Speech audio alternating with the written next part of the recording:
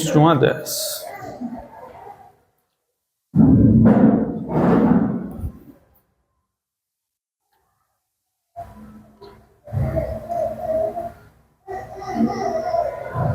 Diz assim a palavra do Senhor: Vendo as multidões, Jesus subiu ao monte e se assentou. Seus discípulos aproximaram-se dele, e ele começou a ensiná-los, dizendo: Bem-aventurados os pobres em espírito, pois deles é o reino dos céus. Bem-aventurados os que choram, pois serão consolados. Bem-aventurados os humildes, pois eles receberão a terra por herança. Bem-aventurados os que têm fome e sede de justiça, pois serão satisfeitos. Bem-aventurados os misericordiosos, pois obterão misericórdia. Bem-aventurados os puros de coração, pois verão a Deus. Bem-aventurados os pacificadores, pois serão chamados filhos de Deus.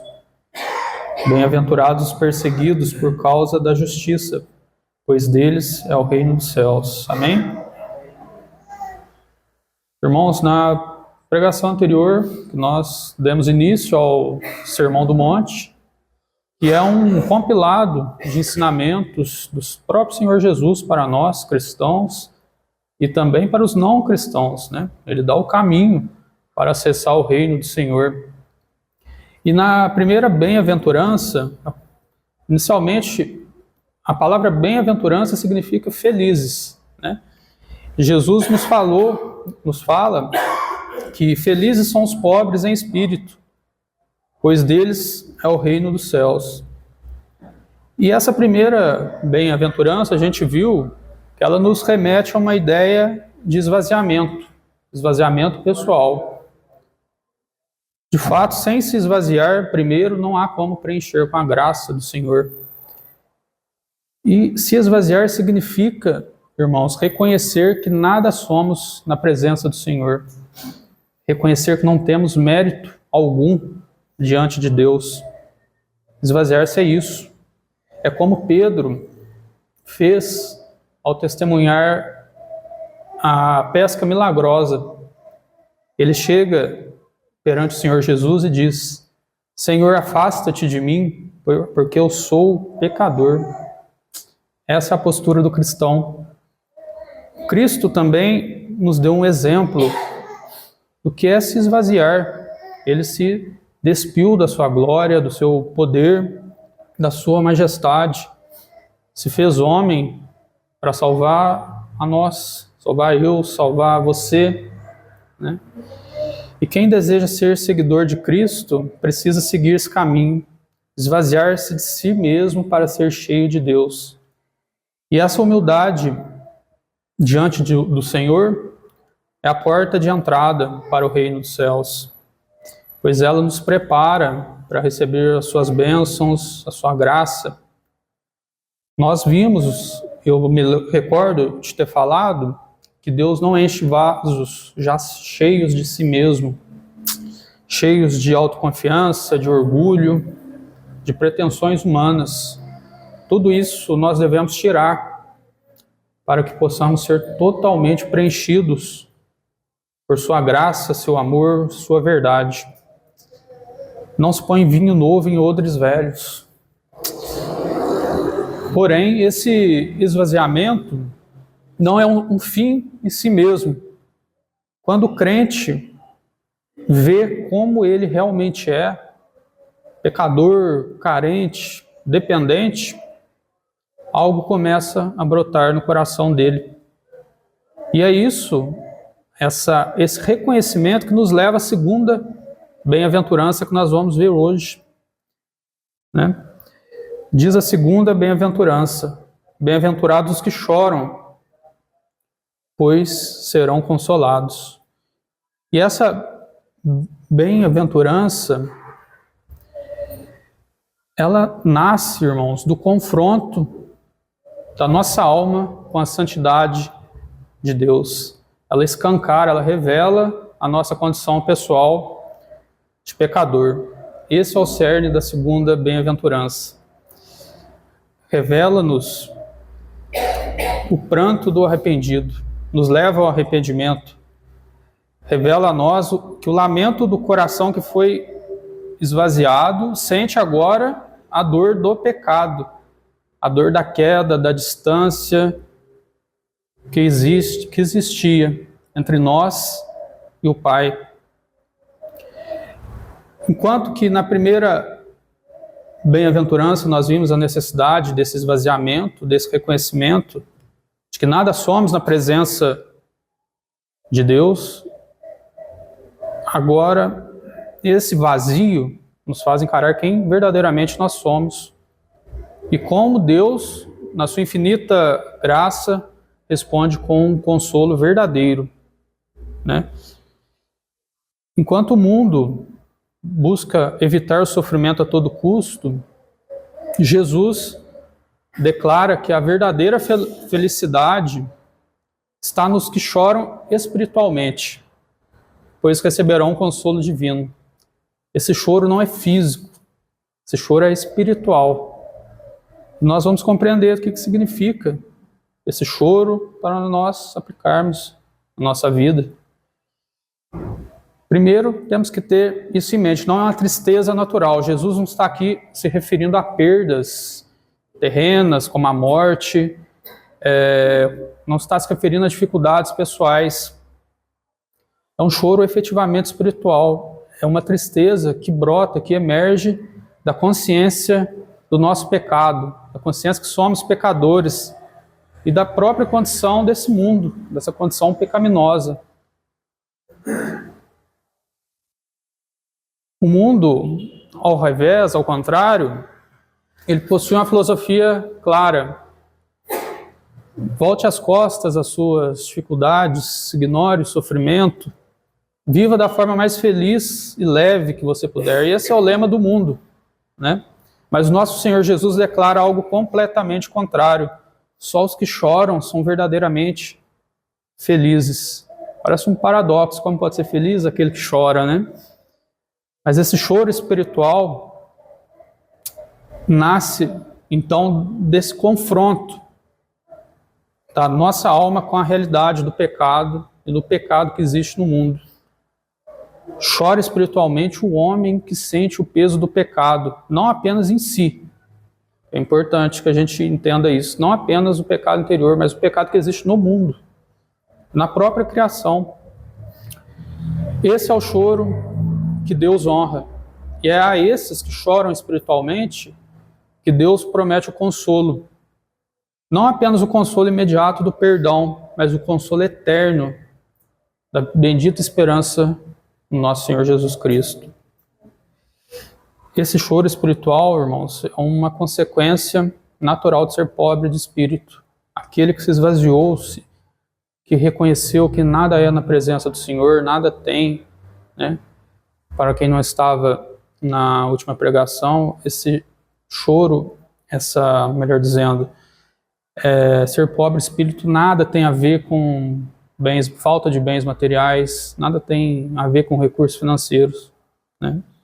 Quando contemplamos a santidade do Senhor, reconhecemos a nossa própria inadequação, nós somos entristecidos por nosso pecado, pelo pecado que nós carregamos e pela nossa pobreza espiritual. Um exemplo claro disso, um exemplo bíblico, nós podemos citar Moisés, quando ele se depara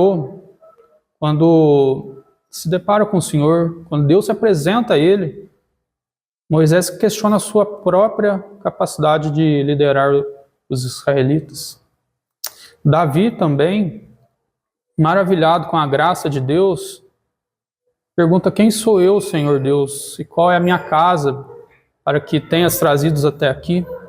Eles reconhecem, eles se colocam nessa condição de que nada são perante o Senhor.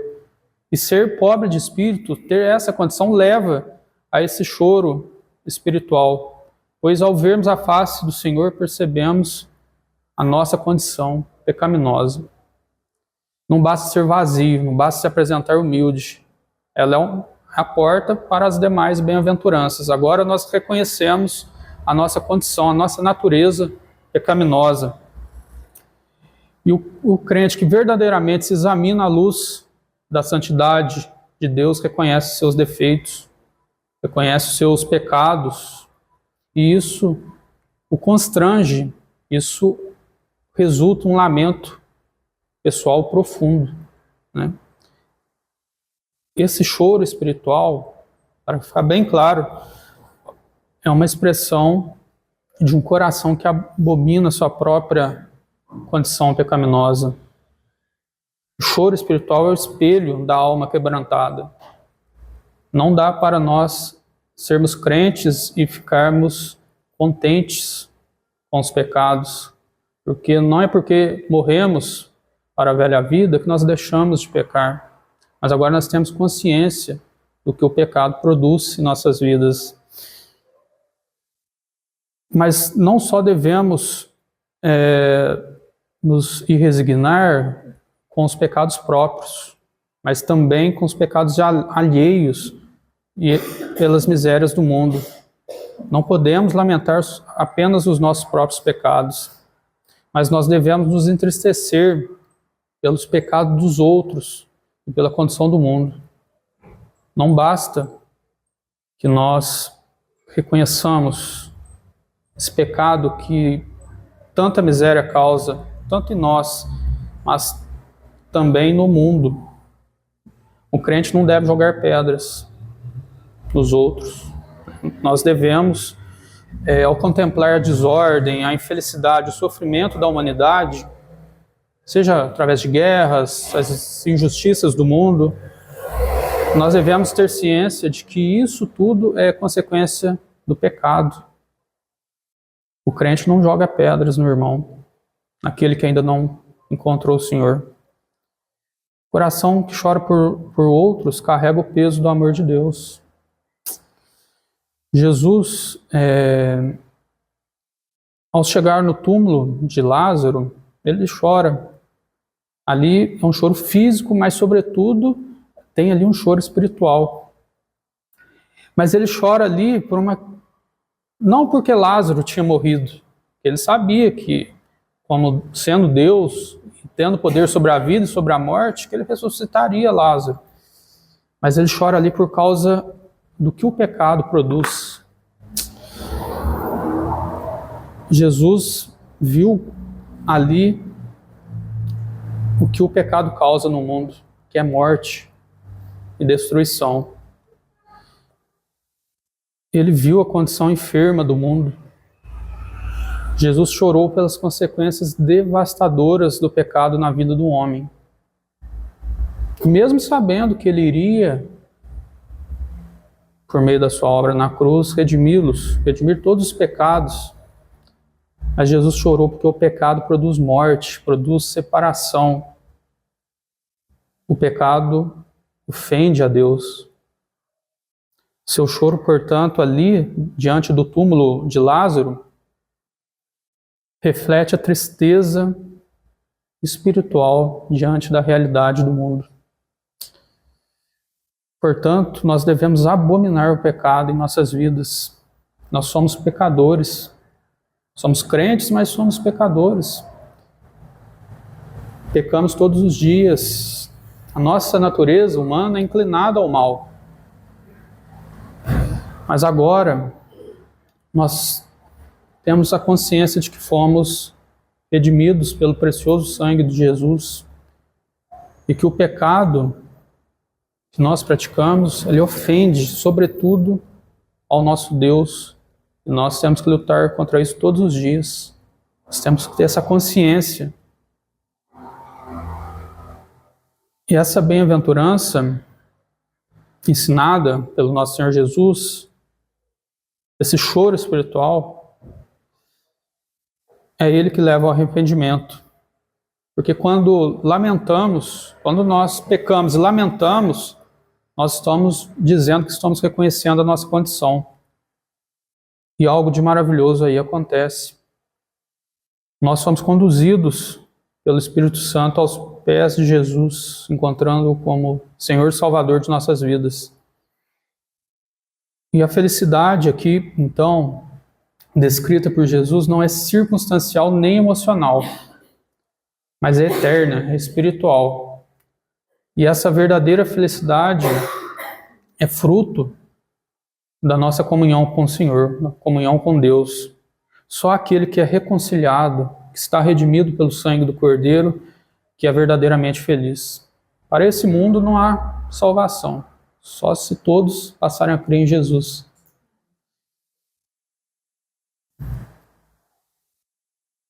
A maior fonte de infelicidade, de fato, é o afastamento do Senhor, do Criador.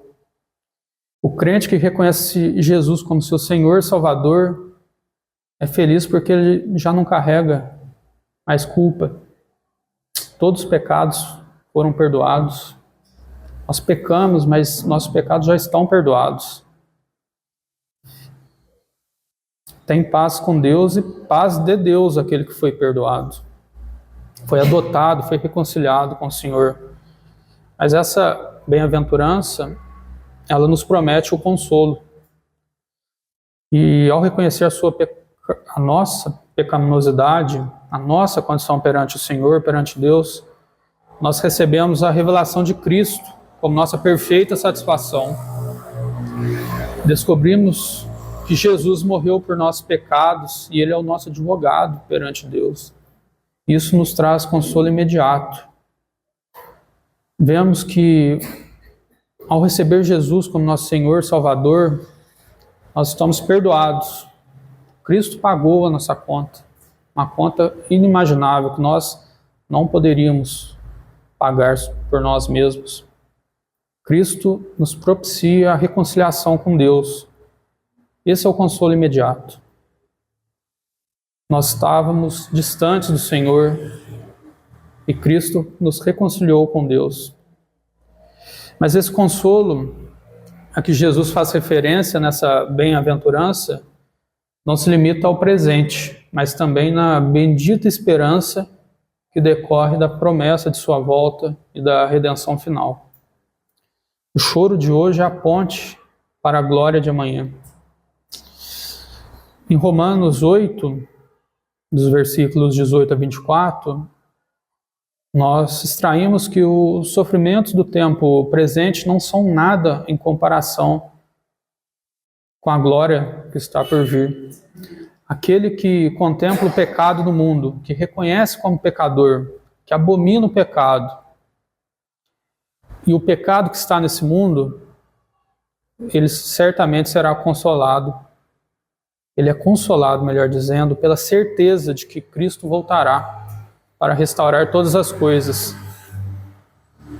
Então, o consolo aqui que Cristo nos fala nessa bem-aventurança, ele não se limita ao presente.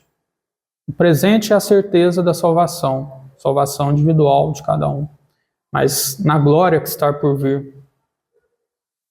E essa esperança, ela decorre, ela está sedimentada, está ancorada na vitória de Cristo sobre o pecado e a morte. O pecado faz o crente chorar, irmãos, mas a cruz garante que ele sorrirá, porque através dela nós estamos reconciliados com o Senhor. Quando Jesus retornar, ele banirá o pecado do mundo. Sua palavra diz que ele enxugará toda lágrima, estabelecerá novos céus e nova terra, nos quais habita a justiça. E esses que choram hoje espiritualmente, que reconhecem a sua condição de pecado, que se esvaziaram, serão consolados.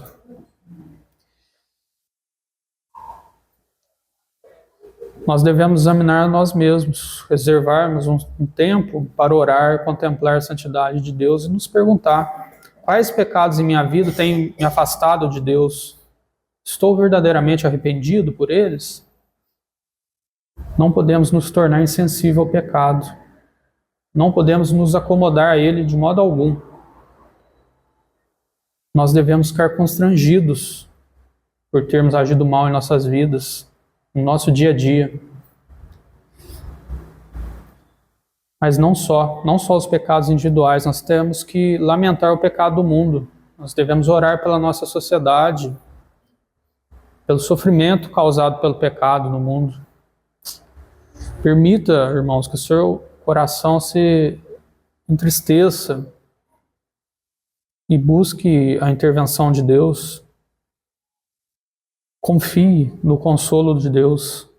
Lembre-se que o choro espiritual não é o fim, mas o caminho para o consolo. Pois aqueles que choram serão consolados. Confie que Deus está sustentando agora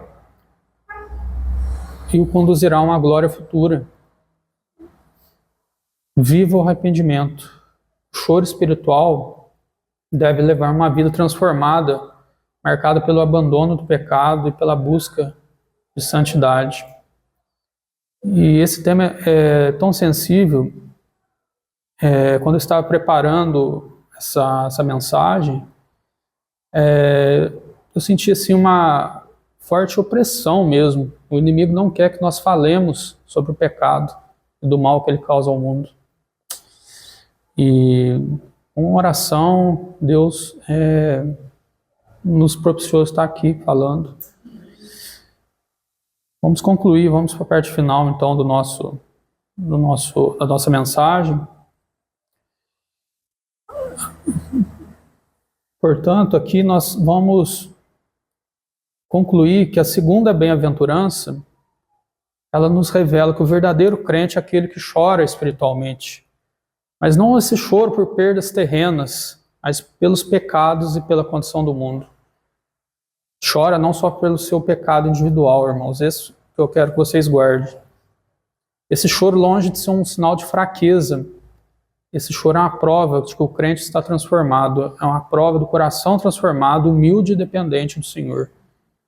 E a promessa de Jesus é clara. Aqueles que assim choram serão consolados, tanto agora pela graça salvadora de Cristo, quanto na eternidade, pela esperança da redenção final. Só o nosso Senhor, sendo 100% homem, 100% Deus, Ele tem o poder sobre a vida e a morte. Nenhuma outra religião tem condições de falar com o seu profeta. Eu não gosto muito de comparações, mas nenhuma outra pode dizer que o seu Senhor tem poder sobre a vida, sobre a morte. Só nós, enquanto cristãos. O nosso Deus é verdadeiro. E Ele promete consolo imediato pela sua graça. E consolo pelo futuro, pela bendita esperança da sua volta. Que possamos, como Pedro, como Davi, olhar para Deus, reconhecer a nossa condição abominável, e encontrar nele o consolo que o mundo não pode oferecer. Olhe para Cristo, lamente seus pecados, confie na promessa de novos céus e nova terra, e viva com a certeza de que, como diz os Salmos, agora eu não me lembro o número, o choro pode durar uma noite, mas a alegria vem pela manhã. Bem-aventurados são os que choram, porque eles serão consolados. Amém?